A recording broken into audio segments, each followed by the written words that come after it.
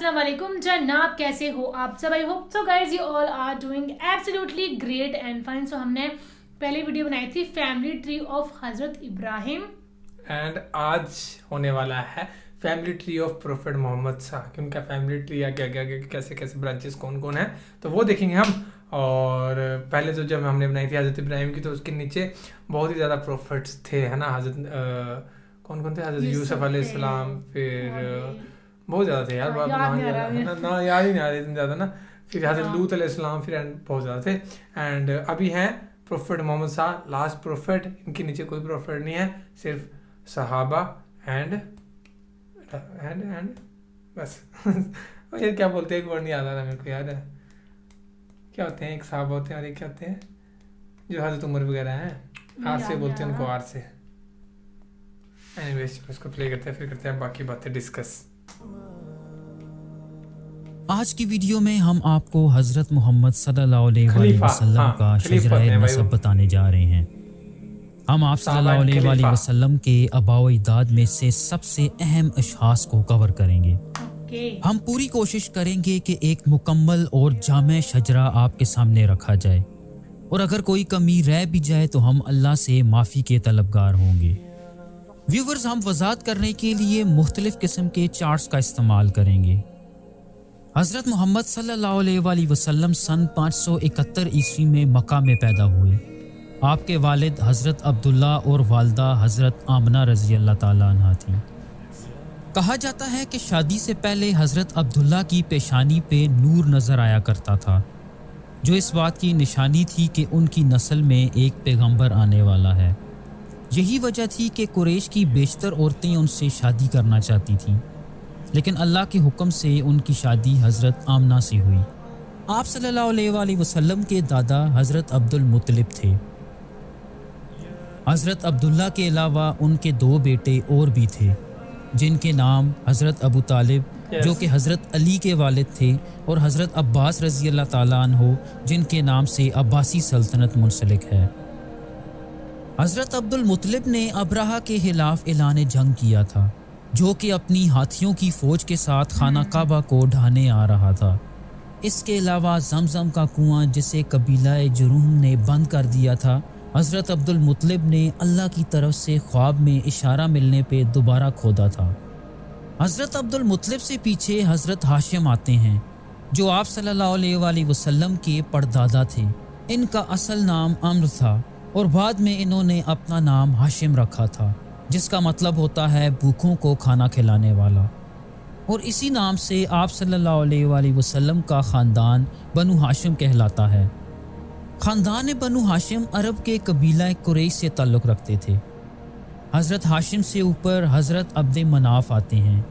हज़रत अब्द मनाफ की औलाद में से अरब के 3 बड़े ख़ानदान बनु हाशिम, बनु उमैया और बनु अब्बास ताल्लुक़ रखते हैं। मुसलमानों के तीसरे खलीफा हज़रत उस्मान रज़ी अल्लाह ताला अन्हो बनु उमैया से ताल्लुक़ रखते थे। अगर हम हज़रत अब्द मनाफ से 7 पुश्तें पीछे जाएं तो हम हज़रत फ़िहर पे आते हैं। कुछ मौर्रख ये लिखते हैं कि हज़रत फ़िहर का नाम कुरैश भी था। यही वजह है कि उन्हें कबीला कुरैश का जद्द अमजद माना जाता है। हज़रत फ़िहर ने यमनी बादशाह हमीर के ख़िलाफ़ जंग की थी, जो कि खाना काबा को मक्का से यमन मुंतकिल करना चाहता था।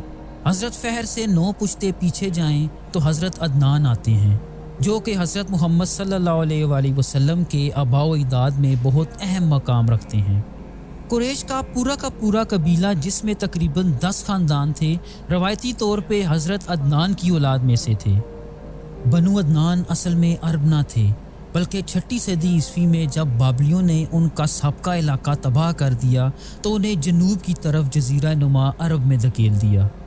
रवायात के मुताबिक अदनानी अरब हज़रत इब्राहिम अलैहिस्सलाम के बड़े बेटे हज़रत इस्माइल अलैहिस्सलाम की औलाद थे, जबकि यहूद हज़रत इब्राहिम अलैहिस्सलाम के छोटे बेटे हज़रत इसहाक अलैहिस्सलाम की नस्ल में से हैं। यही वजह है कि इस्लाम, यहूद और ईसाईयत को इब्राहिमी मज़हब भी कहा जाता है। हज़रत इस्माइल अलैहिस्सलाम की माँ हज़रत हाजरा थी, जिनका ताल्लुक़ मिस्र से था, जबकि हज़रत इसहाक अलैहिस्सलाम की माँ हज़रत सारा थी, जिनका ताल्लुक़ मेसोपोटामिया से था। جیسا کہ آپ چارٹ پہ دیکھ سکتے ہیں کہ حضرت عدنان سے حضرت اسماعیل تک 39 پشتیں بنتی ہیں۔ حضرت اسماعیل سے پیچھے ان کے والد حضرت ابراہیم علیہ السلام آتے ہیں۔ حضرت ابراہیم نے ہمیشہ اللہ کے فیصلوں کو بغیر کسی ہیل حجت کے مانا اور اللہ کی طرف سے ہر آزمائش اور امتحان میں سرخرو ہو کے نکلے۔ اسی وجہ سے اللہ نے انہیں پوری انسانیت کے امام کا خطاب دیا اور ان کی نسل سے بے شمار نبی اور رسول آئے۔ نبی پاک صلی اللہ علیہ وآلہ وسلم کے شجرے میں 5 پشتیں اور پیچھے جائیں تو حضرت ہود علیہ السلام آتے ہیں۔ بائبل میں آپ کو ابیر کے نام سے جانا جاتا ہے۔ روایات میں آتا ہے کہ آپ قبیلہ عاد سے تعلق رکھتے تھے جو کہ عمان میں بستے تھے۔ یہ لوگ بہت طاقتور اور دولت سے مالا مال تھے۔ اپنی طاقت کی نمائش کے طور پہ بڑی بڑی عمارتیں بنایا کرتے تھے۔ چونکہ یہ لوگ غرور و تکبر اور شرک میں مبتلا ہو چکے تھے اور انہوں نے حضرت ہود علیہ السلام کی بات ماننے سے مکمل طور پہ انکار کر دیا تھا، تو اللہ نے اس قوم کو ایک بہت بڑے طوفان کے ذریعے فنا کر دیا۔ حضرت ہود سے 3 پشتیں پیچھے حضرت نوح علیہ السلام آتے ہیں۔ حضرت نوح علیہ السلام کی قوم پہ اللہ نے پانی کا عذاب نازل کیا تھا، جس سے حضرت نوح کی ساری قوم غرق ہو گئی تھی، سوائے ان چند لوگوں کے جو کہ حضرت نوح کے ساتھ کشتی میں سوار ہو گئے تھے۔ انسانی نسل حضرت نوح علیہ السلام کے 3 بیٹوں سام، حام اور یافیت سے چلی، جو کہ حضرت نوح کی کشتی میں سوار ہو گئے تھے، اور ان کا 4تھا بیٹا اور بیوی پانی میں ڈوب کے ہلاک ہو گئے تھے۔ اسی وجہ سے حضرت نوح علیہ السلام کو آدم ثانی بھی کہا جاتا ہے، کیونکہ حضرت نوح علیہ السلام کے دور کے بعد ایک طرح سے انسانی نسل کا دوبارہ سے جنم ہوا۔ حضرت نوح علیہ السلام سے 2 پشتیں پیچھے حضرت ادریس علیہ السلام آتے ہیں، جنہیں بائبل میں ہنوک کے نام سے جانا جاتا ہے۔ وہ حضرت نوح علیہ السلام کے پردادا بھی تھے۔ حضرت ادریس علیہ السلام سے 5 پشتیں پیچھے حضرت آدم علیہ السلام آتے ہیں، جو کہ انسانی نسل کی بنیاد ہیں۔ حضرت آدم علیہ السلام کے 2 بیٹوں قابیل اور حابیل میں تفرقہ پیدا ہوا، جس وجہ سے قابیل نے اپنے چھوٹے بھائی حابیل کو قتل کر دیا۔ تو یوں انسانی نسل حضرت آدم کے تیسرے بیٹے حضرت شیث علیہ السلام سے چلتی ہے۔ حضرت آدم سے حضرت محمد صلی اللہ علیہ وآلہ وسلم تک تقریباً 82 نسلیں اور کم و بیش 30,000 سال بنتے ہیں۔ چلیں اب ہم آپ صلی اللہ علیہ وآلہ وسلم کی طرف لوٹتے ہیں۔ آپ صلی اللہ علیہ وآلہ وسلم کی پہلی بیوی کا نام حضرت خدیجہ رضی اللہ تعالیٰ عنہا تھا۔ ان کی وفات تک یعنی 25 سال تک آپ صلی اللہ علیہ وآلہ وسلم نے کوئی اور شادی نہ کی۔ حضرت خدیجہ کے ساتھ آپ صلی اللہ علیہ وآلہ وسلم کے 3 بیٹے اور 4 بیٹیاں تھیں۔ تینوں بیٹے بہت چھوٹی عمر میں ہی وفات پا گئے تھے، لیکن 4 بیٹیاں جوانی تک زندہ رہیں۔ ان میں سے 2 بیٹیوں کی شادی تیسرے خلیفہ حضرت عثمان غنی رضی اللہ تعالیٰ عنہ سے ہوئی، جبکہ چوتھی بیٹی حضرت فاطمہ رضی اللہ تعالیٰ عنہ کی شادی آپ صلی اللہ علیہ وآلہ وسلم کے چچا زاد بھائی حضرت علی رضی اللہ تعالیٰ عنہ سے ہوئی۔ اہل تشیع صرف حضرت فاطمہ رضی اللہ تعالیٰ عنہ کو ہی آپ صلی اللہ علیہ وآلہ وسلم کی بیٹی مانتے ہیں۔ آپ صلی اللہ علیہ وآلہ وسلم کی نسل حضرت فاطمہ رضی اللہ تعالیٰ عنہ سے چلی، جو آج تک اس دنیا میں موجود ہیں۔ حضرت فاطمہ رضی اللہ تعالیٰ عنہ کے 2 بیٹے تھے، جن کے نام حضرت حسن اور حضرت حسین رضی اللہ تعالیٰ عنہ ہیں۔ آج کل کے دور کے سید یہ دعویٰ کرتے ہیں کہ وہ حضرت حسین رضی اللہ تعالیٰ عنہ کی اولاد میں سے ہیں، جبکہ اردن کے شاہی ہاشمی خاندان کا یہ دعویٰ ہے کہ وہ حضرت حسن رضی اللہ تعالیٰ عنہ کی نسل میں سے ہیں۔ اہل تشیع آپ صلی اللہ علیہ وآلہ وسلم کے جانشینوں کو امام کہتے ہیں۔ ان میں سے 12 امام ایسے ہیں جو زیادہ نمایاں ہیں۔